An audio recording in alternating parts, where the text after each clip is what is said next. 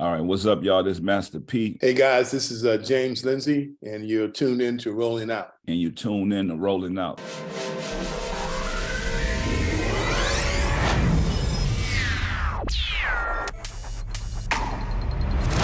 All right, everybody, welcome back to the Business Exchange. I'm Rashad Milligan. We are joined by two very special guests in the building. When you're talking about CEOs, when you're talking about business owners, when you're talking about culture shifters, CEOs of Rap Snacks, James Lindsay and Master P, Percy Miller in the building today. How are you all doing today? I'm good. Can't complain. Great. All right, so let's get into it. You guys have an event down in Miami. When you're talking about the 50th anniversary of rap music and hip hop, and you guys are talking about Rap Snacks. Just what do you all have planned for the panel and the discussion that you guys are going to have down there later this week? Yeah. Well, first and foremost, the discussion is really about it's about today's, what's going on in the culture of hip hop. It's about family, it's about business and generational wealth. And I can speak to that. P can definitely speak to the generational wealth piece. But it's an information, segment, and me and P talk about this all the time. Information is definitely key, to the culture, and we're looking to share that. We're looking to share, how the product is made. Number one, we have various people on the panel that are in business, and started in music. So how did they make that transition from music to business? So it's a vast, panel that's going to give, the consumer a really, great conversation and hopefully, a very good learning session. Yeah, and I'm gonna add to that. It's important, like James say, knowledge and information is so important in educating our people, educating our culture on how business is ran. This is not an overnight process. It takes hard work, dedication, putting the right pieces to the puzzle, the right team together, and knowing that we also going to talk about failure, how we feel so many times. So everybody think that everything happened overnight, and my whole thing is about you win from losing. And you learn from losing, and I think that is so important because we want the culture to know the process. You have to trust the process. So this has been a journey, and be able to sit down and educate, give this information to other entrepreneurs, to other people that want to have their own business, and just to people that's seeking that knowledge and information. Wisdom is the most important thing. And I think that this is so important that we are doing this, because you look at African-American business, people don't know how it's structured, how it's ran, to get those resources, put them together, and to be a part of something like Rap Snacks that James created 25 years ago, and to be able to still be here, especially as an African-American owned business. This is definitely a blessing. Right. No, for sure.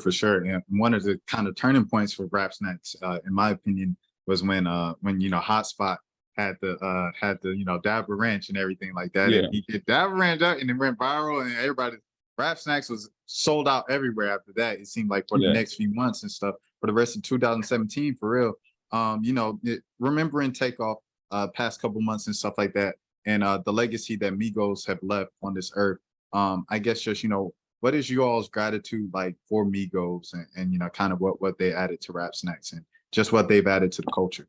Yeah, I'll go first, P. But first and foremost, if you think about the resurgence of Rap Snacks, the Migos and the Dabber Ranch bag was definitely something that was very important to our growth. If you think about, they said, get yourself a bag of Rap Snacks. That was the first viral moment that happened. After we created the brand, and just rebranded the brand, right? So, I feel like those guys are indented into our brand, and basically they're like the #1 group ever in hip hop, past, and present. So, it was just something that we felt like, and me and P talk about this all the time too. It's like, is this something that, that God had for us? The timing of everything that happened in Rap Snacks, it happened the way it should happen. and those guys were very important to people basically paying attention to the brand, but also, being able to trial it. And once they try it, we got them. Yeah, and I think my condolences to Takeoff, very talented brother in the Migos for what they done in 2017. It definitely put a spotlight on Rap Snacks. And I tell people all the time that was when the time. I mean, we've been working hard for years and and maintaining, but that spotlight came on the bags in 2017 when those guys came and we started growing and getting bigger and bigger. And so, but the most important thing is what I love about the Migos.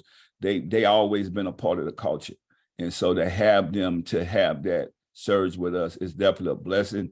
And it's also about the taste. Tell James all the time, what James was able to create with the taste, and when somebody opened that bag up, it's a beautiful thing. And with the Migos, with the Dabba Ranch, with putting that out there, that just made people just jump on it even more and having that flavor, because Rap Snack has been about the flavor. So yes, salute to the Migos. They definitely opened a lot of doors, and man, we definitely miss Takeoff.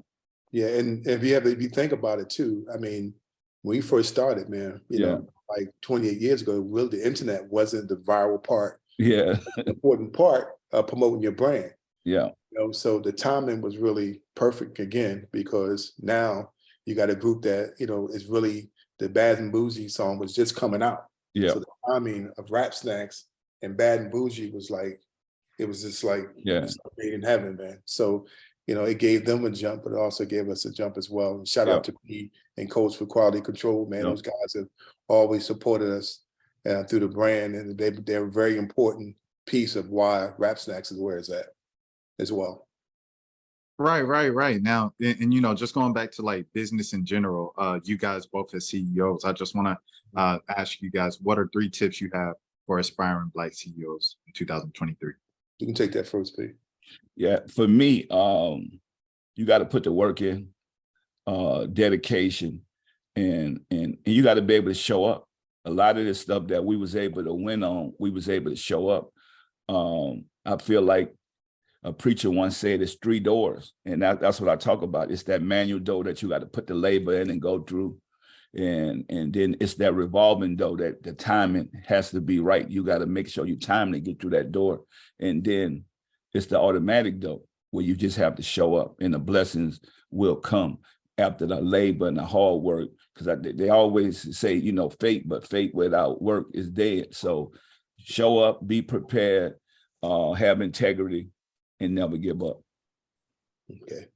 Yeah, I would say the first and foremost thing is you love what you do, because when you love what you do, it's going to be easy to get out that bed in the morning when you don't feel like it.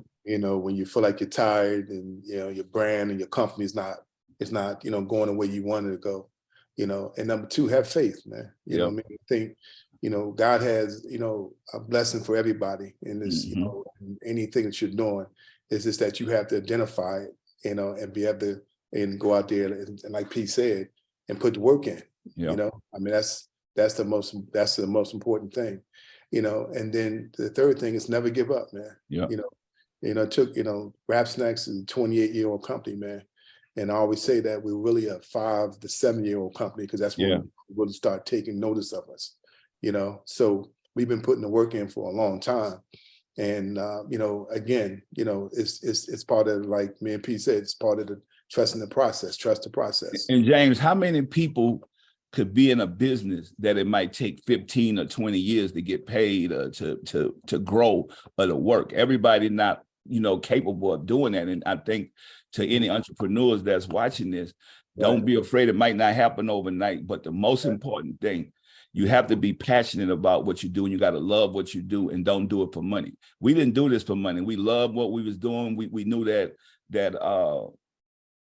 we was in a business to where we normally are consumers. We're not producers. And we got into this game to say, you know what?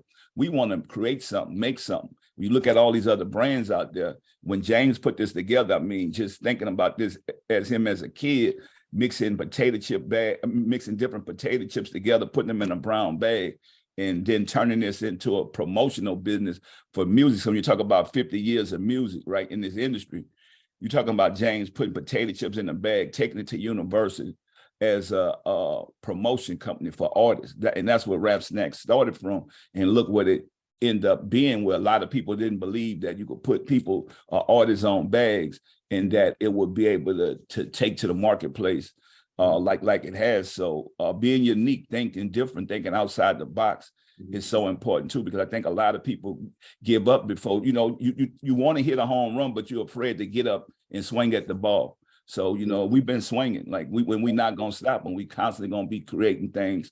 And so I think it's more like, stop worrying about the money. And this is about ideas. That's what we get up for. We get up for the ideas. We don't get up for the money. Yeah. The money going to come. Yeah. Shout out to P too, because when I first got my deal with Universal, P was one of the guys I had on the bag, so he said, after the deal was up, I said, P, I want to continue to have you in the bag. He said, no, I want to put my son on the bag. Yeah. And so that's the whole Romeo situation happened from that standpoint, you know what I mean?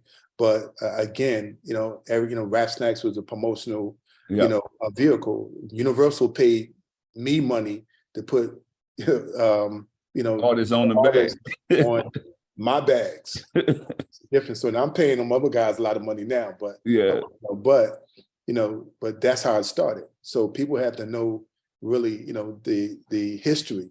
I get frustrated sometimes when people don't really know the history, man. Yeah. We're going to teach you guys this, the history. And that's what this panel going to be about, us actually Right. showing the culture, the history, and how something started from a promotional thing. And then that's what we're saying, not doing this for money. This was started as a promotional business. And then all of a sudden it turned into what Rap Snacks is today. And it's still going to continue to grow. Like, we're still growing. And then P's always been a disruptor. You know what I'm saying? Yeah. So from his music so Rap Snacks was easy in his mind to get, P and Quality Control, they disruptors, man. And their mind, it was easy to get, but I can't count the people that I went to that didn't get it. Yeah, didn't believe, didn't understand. Didn't get it. You know what I'm saying? So, that's another thing we're going to talk about, man. Like P said, it's ideas, man. You got to believe, because the ones that didn't believe, they weren't supposed to believe, because they weren't supposed to be part of our history. I mean, we got everybody want to be on the bag now, like James said, 2023, we disrupting the game. That's what Rap Snacks is about. Is we taking over. Exactly. No, for sure. And salute to both of you guys. We definitely want to give you guys your flowers from starting on the ground level and really hustling and connecting with the people first, and then building it up to, you guys had, some foolishness or whatever try to come your way a couple months ago. Y'all was like, man, we got manufacturer trucks on the freeways. Like we really doing this, like, or Walmart. This is us. This is our people. We should be celebrating and uplifting us. I want to, so first of all, salute to you guys and giving you guys your flowers for all of that. But I want to ask you, in the midst of that come up, in the midst of working hard, hustle culture, everything like that, you still have real life to deal with. So for all the entrepreneurs out there who have climbed the ladder and they're starting to see success and see money and everything like that, but personal life is kind of happening by the wayside, and they run to work, to distract themselves or anything like that. How do you continue to maintain your mental stability? Well, I'll start off. I tell you, you have to know your role in the family, and I think that's what me and James has been able to maintain. We know a lot of people in the family are not going to get it. I mean, if you're going to be a provider, you got to get out there and go work. You won't be able to spend as much time as you normally want to spend with your family, but everybody has a role. So you got to have a great team. And I think having a great support system is what makes it work for me.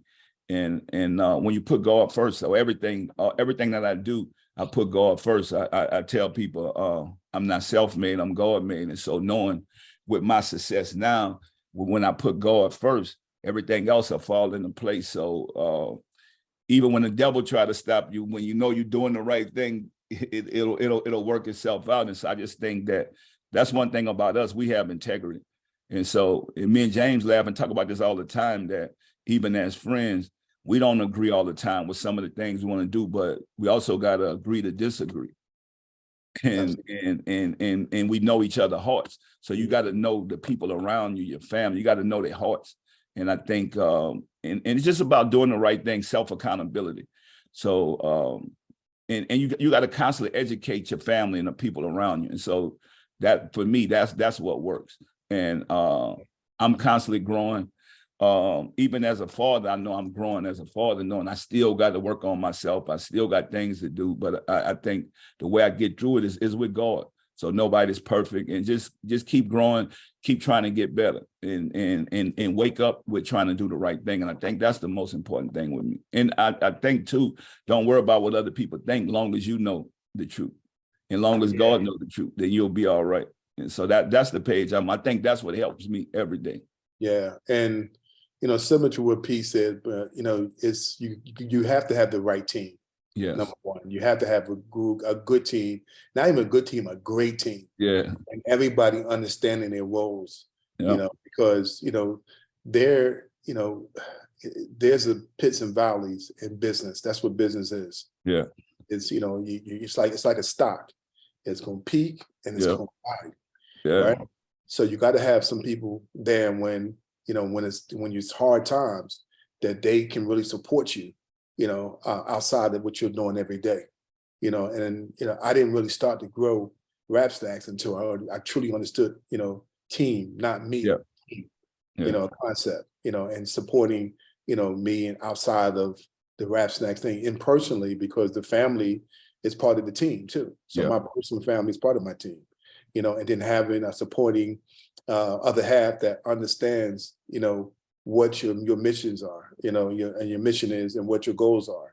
So being supportive of that too. And then she's in her role where she's being the nurturer, and I'm free to go do my thing outside of that. So, it's all about having a great support system, man, outside of this business.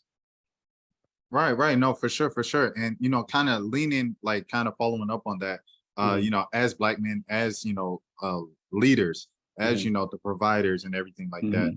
For the young Black men coming up and are growing into those roles as well, what are 3 tips that you can give them for coaching that next generation as fathers, as the leaders of the household, et cetera? Well, my first one would be never speak negativity. You gotta wake up with positivity, consistency. So, and also I think the one that I know is so important. Having integrity, doing what's right when nobody's looking. So that's the accountability as us, especially as African-American men. Like we have to be based on that integrity instead of emotions. I think a lot of us play on emotions or live on emotions, like keep that integrity to where let God lead you.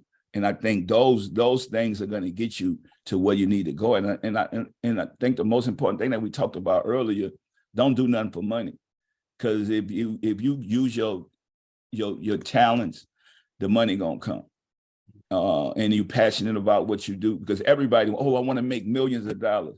Like James say, what happened when one day you made millions of dollars, next day you only made $500? What are you gonna do with the business then? Are you gonna quit? You gonna run and hide? So and also. Do the right thing. Don't be afraid to do the right thing. And you gotta be able to keep your word. So, for me, we look at contracts, that's one thing, but keeping our word is so important. Yeah. I think the number one thing for me is educating yourself. Yeah. Right? And educating yourself on the segment of business that you're in. When I first went into the snack food industry, I knew, what direction I was going to go into. I knew, what markets I was going to. It's planning, being prepared, right? Is really very important. And as Pete said, and I'm really big on this, is passion, man. Finding your passion. I worked a lot of jobs, man, before I started Rap Snacks, and deep down in my heart, I'm like, hey, I'm bigger than this. I want my life, and I want to be able to create something, that eventually can become generational wealth, and I can pass on down to my family, and friends. So finding your passion, and then finding what you're good at. Everybody's skill set is not the same. Yeah. I'm good at, developing flavors, brands. That's what I'm good at, and once you do that, man, the sky's gonna be the limit, because now you're in your mix where everything else is blocked out and you're just focused. A lot of people say, well, I can't focus. You can't focus because you haven't found your right. Well, you ain't playing your role, like James said. That would make us so good. James understands the flavors. I'm good at marketing. And Absolutely. so, and that's what makes us work. Like, we know our role, we know what we do, and we bring it to the table, and we don't get in each other's way. And like, I love what James said about having the right team, because for us, we want people around us that's gonna push us, like we're gonna push them. So we all experts at what we do, because we don't need to be on the team if we all doing the same thing. And I think that's the great thing about what we have over here at Rap Snacks. We got people that are experts at what they do, and everybody do their job, and we all push each other. Right. Absolutely. Right now, CJ McCollum and Brandon Migos, everybody can't be a shooter. Like, that's what I'm saying. but kind of like the last couple questions here. Just 50th anniversary of rap in general. When you think about the contributions you guys have made to the culture, when you're talking about Rap Snacks, when you're talking about No Limit, just, I mean, man, what is rap to you guys? What is rap to you guys? Well, for me, we are changing, we growing, we able. People thought that hip hop was only going to be around 3 to 5 years. When you look at rap, when it first came out, that's what they were stereotyping us for. But look, we are creating business and brands. We got the No Limit TV series about to come out, like the BMF. So, I mean, we are growing. We're getting into so many different things, and to be able to be a part of Rap Snacks and putting a brand that come from music, come from the culture, and showing people as we get older, we growing, and we taking hip hop to business. So what I look at rap for 50 years and to be where we at, we are business now. We are the culture.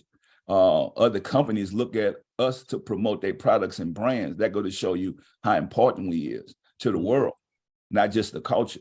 And you look at Snoop Dogg on every TV commercial now. You wouldn't have seen that 20 years ago. And look at what we're doing, and then even the same thing, being able to put Snoop on the bag, put Nicki Minaj on the bag. This is hip hop. This is what it's about. I mean, the diversity. We're changing the game, and we are here to stay, and we're constantly growing through education and wisdom. When you look at people that look at our culture and thought that we wouldn't last, it's all because of we are teaming up. We are figuring it out, like other companies and brands, and getting together and making a difference. Because when you see all these artists on these bags with Rap Snack, that show you could see the culture changing and growing every couple of years. There's somebody else hot, somebody new on this product. So we are growing with that. We are growing with technology. So we definitely making a difference, and we're here to stay. So it's definitely a blessing when they talk about rap and talk about hip hop now. We here, and we educating our people. So yeah, and from my standpoint, I look at hip hop as like more or less than live and live in color, right? You know what I mean? Because I hear people say all the time, "Oh, those guys are doing a lot of negative things," and hip hop is about trials and tribulation. It gave us a voice. It collectively brought all race creeds together. It's just not all Afro-Americans that buy hip hop. It's more white Caucasians who buy hip hop than Afro-Americans. So it's a voice that is really speaking for our culture, speaking for our trials, and speaking for our tribulations, because we've had that, and it's a voice, man. It's definitely a voice, and it's a voice of love, because we're just telling you that, hey, this is what we go through. I'm a kid from the inner city of Philadelphia.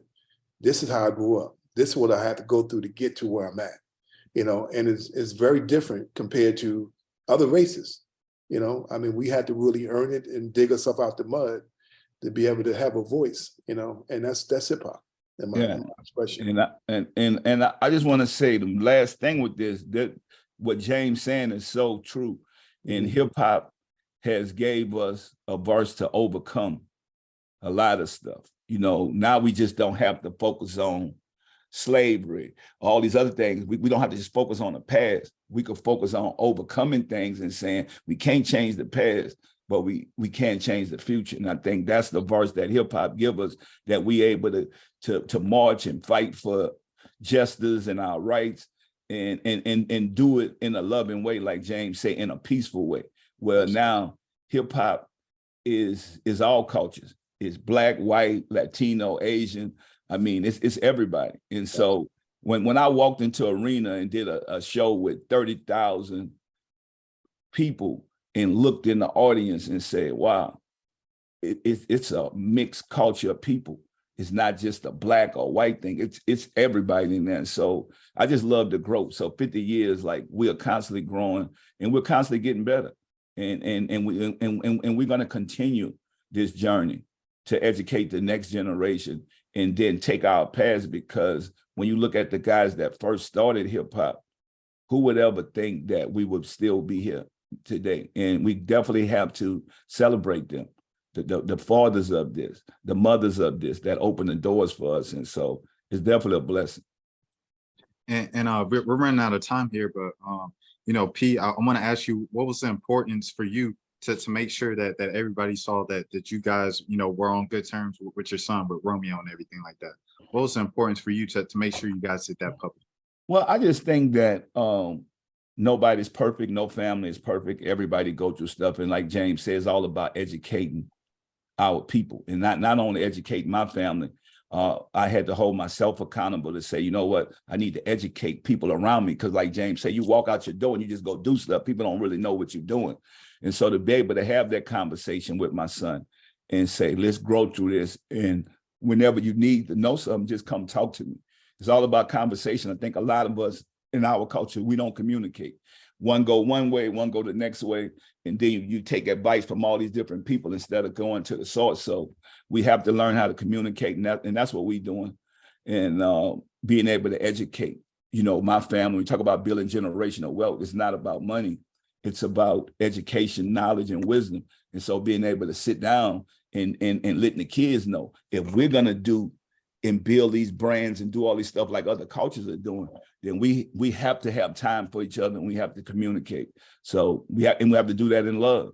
And sometimes it's going to be tough. You know, you got your direction, I got my direction, I got what I think. But as parents, it's no book for parenting. And with the internet in the world, everybody could be in your business. So it's like, now you got to learn from that and grow it. When you think about it, let me cut you off. When you think about it, like, that stuff happens all the time in families, man. You know what I mean? This is played out on the internet. So everybody's talking about what have you, man. But, you know, I always it's happening in every house. Yeah, you got to check your closet before you talk. I tell people all the time, James. You know what I mean? So just make sure you understand that you can, oh yeah, P and Romeo's going that. Okay. Yeah, and in your closet, in your house, is the same thing happening, but nobody's talking about it, man. You know what I mean? So, and like I said on Insta, when I put it out there after that, man, P and Romeo, they love each other. They're father and son, and nobody's gonna ever change that. You know what I'm saying? So having a disagreement or misunderstanding is something that that they're able to do. You know, and I'm just glad that we was able to show the world how you could work anything out with communication and love and put God first. So we able to forgive and move on and go do what we got to do. And it's a blessing, to be honest. I think other families, people been called, man, I'm glad that I seen this. So I know, I'm dealing with this. I mean, it's a lot of people that's dealing with stuff in their households that we might not think makes sense, but to other people, they might need that. It's like, man, I'm glad you guys, I was able to see that. I'm able to go talk to my kids, and we ain't talking 10 years. So it's definitely a blessing, man, that God know what he do. So it's just bigger blessings coming. And that's how I look at it. Absolutely. Correct. And one final question. What all do you have, guys, coming up? What's going on with Rap Snacks? Where do people find you? Where can people support? Where can people follow? All of that good stuff. This is your time. Well, I mean, what's going on with Rap Snacks, man? We're just, last year we might have brought out 25 different products and items, man. So we're going to continue to innovate We're going to continue to give the consumers what they want. 2 years ago when they had COVID, a lot of our competitors had issues, getting product out there. So, the strategy was, hey, we're going to hit them with all we got these next 2 years. So because that's when you see, somebody has a chink in their armor, you got to go at them, right? So, we threw out, additional products, man, and that's a way to expand your shelf space. And that's what we did. That's how we grew our company. We were up almost 100% over last year, compared to the previous year. So we're just going to continue, man, to bring out new, monetize the brand and candy and all other brand segments of the consumer product industry that we're not in. We're going to keep hitting them with new products that nobody else has, seasonings and flavors that nobody else has, and we're going to continue to expand the market. Oh, like I say, product. I always tell them we got potato chips, popcorn, candy, come whatever you want, we got it. Yeah, exactly. Well, for sure. We appreciate the time so much, guys. You guys have a great panel down there in Miami. And until next time, for Business Exchange, I'm Rashad Milligan. Take care of yourselves. Rashad, thank you.